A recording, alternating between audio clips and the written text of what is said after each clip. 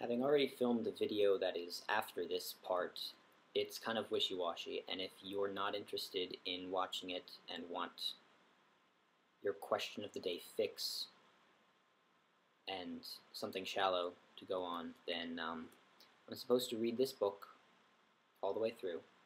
I haven't done that before. Where should I start? I mean, I could start at the beginning, Genesis 1:1, and just go straight through to the end. I don't know if that's how you're supposed to do it. Whatever. You can comment on that below. Okay. There are a lot of questions that I have now, and I don't really feel like asking any of them because I don't know if they're types of questions that there are no answers to, if they're types of questions that I'm never going to find the answer to. It usually doesn't bother me that I don't have an answer to a question. Asking it is enough, and discovering what I believe the answer to be is enough. But lately, there have been a lot of questions that I've been asking myself that not only do I not know the answers to, but that I can't even begin to decide what I believe about them.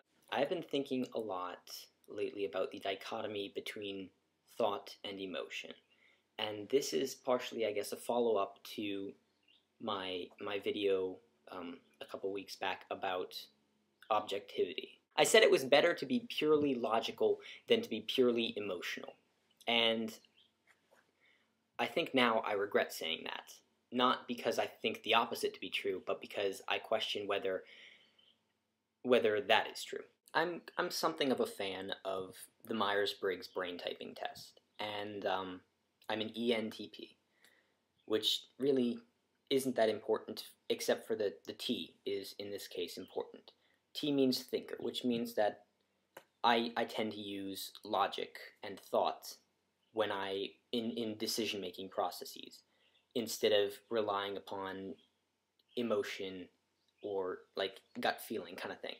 The annoying thing is that it's actually impossible for me to talk about this issue without having my bias towards thought come through, just because that's what I am.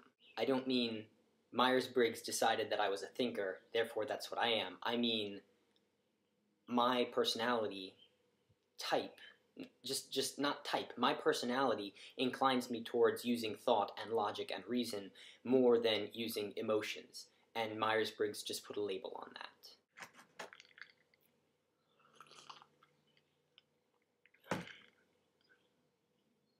Sometimes you get those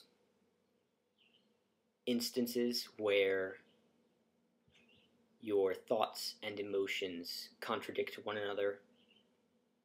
I hate those. Because although I'm inclined towards siding with logic and reason, I still like emotion, and I don't like doing things that are contrary to my emotions, which is usually what happens when thought and emotion conflict in my life, is that I side with thought, because that's the kind of person I am.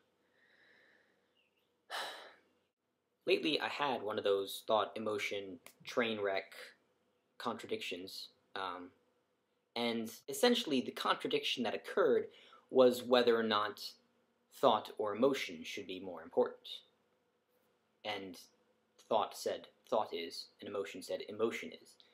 And you can't decide that with one or the other, because that'd be like, you know, having a soccer referee playing for one of the teams and making all the calls, you know? You can't have an unbiased judge, because the nature of the question being judged is whether or not judges should be biased.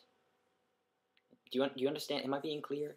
So I guess the question I've been asking myself lately is, what do you do when thought and emotion contradict one another?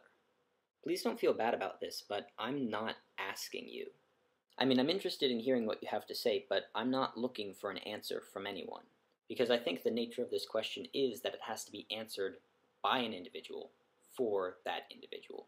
But if you disagree with that premise and think that there is one objective answer for the question of how to decide between emotion and thought when the two are contradicting each other, then I guess you could go ahead and say that answer and why you think that it is the answer. Okay, I'm going to go now, so if you want to, you can comment in the comment section, or there, I'll probably put a link to the blog, because I think this is probably the kind of question that would require a longer answer. So, good day to you. Bye.